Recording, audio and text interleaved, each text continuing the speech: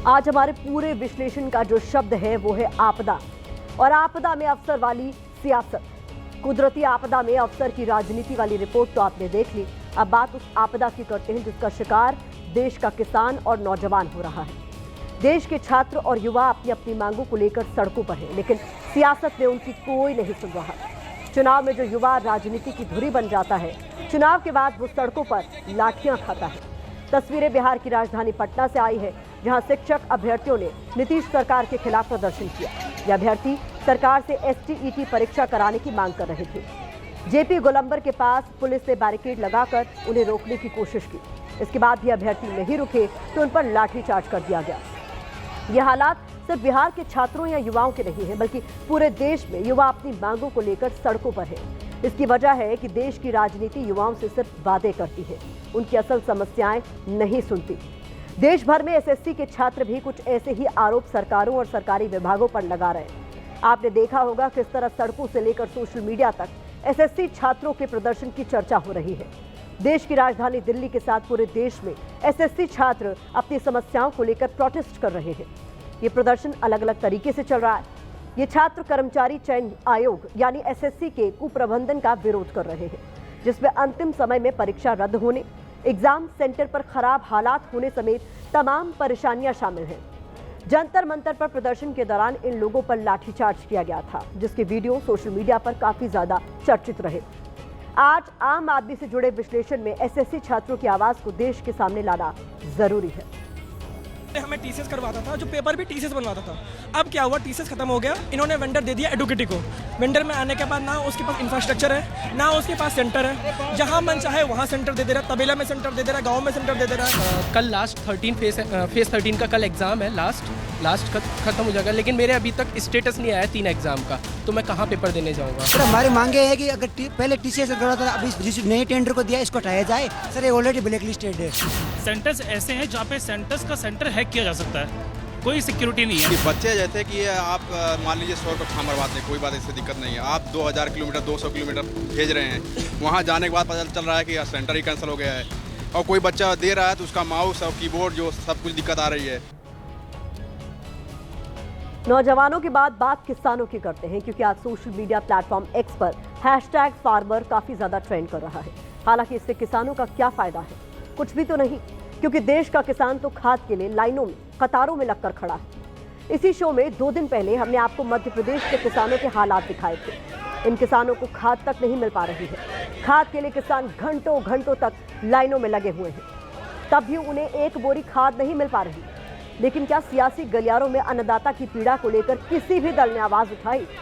नहीं उठाई, क्योंकि किसानों की बात करने के लिए नेताओं के पास टाइम कहाँ है। हाँ, आज किसानों की चर्चा उस वक्त जरूर हुई जब अमेरिकी राष्ट्रपति डोनाल्ड ट्रंप की तरफ से 50% टैरिफ लगाने के बाद पीएम मोदी ने बिना नाम लिए अमेरिका को जवाब दिया। तब पीएम मोदी ने कहा कि सरकार किसानों के हित से कोई समझौता नहीं होने देगी। अब आप कहेंगे किसान और ट्रंप के टैरिफ का क्या कनेक्शन है? दरअसल अमेरिका के साथ ट्रेड डील में कृषि सेक्टर को लेकर ही बात नहीं बन पा रही है। अमेरिका भारत के कृषि बाजार में अपना सामान बेचना चाहता है, लेकिन भारत इसके लिए तैयार नहीं है। हालांकि ट्रेड डील तो अब दूर की बात है, क्योंकि फिलहाल ट्रंप के 50% टैरिफ पर देश के सियासी गलियारों में घमासान मचा हुआ है। समाजवादी पार्टी समेत सभी विपक्षी दल सरकार की विदेश नीति पर सवाल उठा रहे हैं। इसी विरोध को दर्ज कराने के लिए आज समाजवादी पार्टी के अध्यक्ष अखिलेश यादव एक पोस्टर लेकर संसद पहुंचे, जिस पर लिखा था सरकार की विदेश नीति गुमशुदा हुई। यानी ट्रंप ने टैरिफ का जो खेल खेला है, उस पर देश की राजनीति का तापमान बढ़ा हुआ है। हमारे लिए अपने किसानों का हित सर्वोच्च प्राथमिकता है।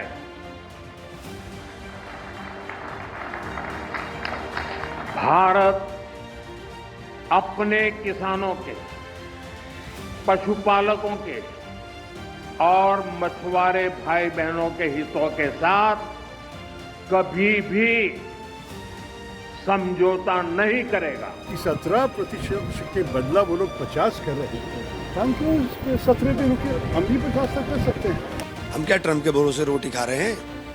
देश को, जो हमारा इतना बड़ा देश है, इसमें अपार संभावना है। अब समय आ गया है कि हमें अपनी अर्थव्यवस्था के लिए कुछ फैसले लेने होंगे।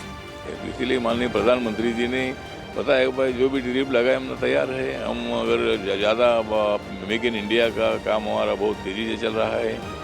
भारत 4 नंबर पर इकोनॉमी में देश दुनिया भर में आया है। मेक इन इंडिया के माध्यम से हम जो प्रोडक्ट वहाँ से इंपोर्ट करते हैं उसको हम बाद में इंपोर्ट नहीं करेंगे। 50% भारत पे टैरिफ लगा दिया गया, अब चूने निकल रहा है। किस बात के लोग विश्व गुरु? तो आम आदमी से लेकर विपक्ष के नेताओं तक सवाल ही सवाल है, लेकिन न आम आदमी को उसके सवालों का जवाब मिलता है और न ही विपक्ष को उसके सवालों का जवाब मिल पाता है। नेता प्रतिपक्ष राहुल गांधी लगातार चुनाव आयोग से सवाल पूछ रहे हैं। कुछ दिन पहले उन्होंने एटम बम का जिक्र किया था। आज आरोपों और दस्तावेजों के साथ चुनाव आयोग पर वो एटम बम फोड़ दिया। राहुल गांधी ने महाराष्ट्र और कर्नाटक के चुनाव का जिक्र करते हुए आयोग के खिलाफ वोट चोरी के आरोप लगाए। राहुल गांधी ने 7 फीट के कागजों का एक पहाड़ भी दिखाया जो उनके सवालों पर चुनाव आयोग की तरफ से जवाब की शक्ल में सौंपा गया था। आपको बताते हैं कि राहुल ने ईसी पर क्या आरोप लगाए हैं। राहुल गांधी ने पूछा है कि वोटर लिस्ट सही है या गलत। शाम 5 बजे के बाद ज्यादा वोटिंग क्यों? एक ही पते पर कई वोटर के नाम क्यों? इसके अलावा राहुल ने पूछा है कि एक ही फोटो वाले कई वोटर कार्ड कैसे? पूरे देश में फर्जी वोटर कहां से आ रहे हैं? क्या सही वोटर वोट दे पा रहा है? चुनावी प्रक्रिया इतने महीनों तक क्यों चलती है? ईसी इलेक्ट्रॉनिक डेटा क्यों नहीं देता? राहुल के आरोपों पर चुनाव आयोग ने सबूतों के साथ साइन किया हुआ शपथ पत्र मांगा है। वहीं बीजेपी ने राहुल के आरोपों का जवाब दिया है। यहाँ पे इलेक्शन चोरी करने का हमने एक मॉडल पकड़ा है। आप हिमाचल में जीतते हैं तो उस समय तो नहीं कहते हैं कि इलेक्शन कमीशन ने अच्छा काम किया। हमें यह मालूम है 100% कि मॉडल ये है, इस मॉडल को देश में रेप्लिकेट आसानी से किया जा सकता है। अगर इलेक्शन कमीशन बीजेपी की पूरी मदद कर रहा है, ये 2 मिनट का काम। राहुल गांधी का फ्रस्ट्रेशन की ये चरम सीमा है कि भविष्य में ऑपोजिशन कभी सरकार बना सकती है। तब चुन चुन कर एक एक अधिकारी को, वो कितना भी बड़ा क्यों ना हो, उसको छोड़ा नहीं जाएगा। आज हमने आम आदमी से जुड़े मुद्दों को लेकर अपना विश्लेषण तैयार किया था। अब वक्त उस विश्लेषण पर सोशल मीडिया के ओपिनियन का है। तो यूजर्स इसको लेकर लिख रहे हैं, विश्व गुरु बनने चले थे, अब टैक्स गुरु बन बैठे हैं। आम आदमी की रोजी रोटी और मूलभूत जरूरतों की पूर्ति तक के लाले पड़ रहे हैं। छात्र अपनी बात भी नहीं रख सकते, ऐसा दिन आ गया है। तो ये इस खबर पर सोशल मीडिया का ओपिनियन था।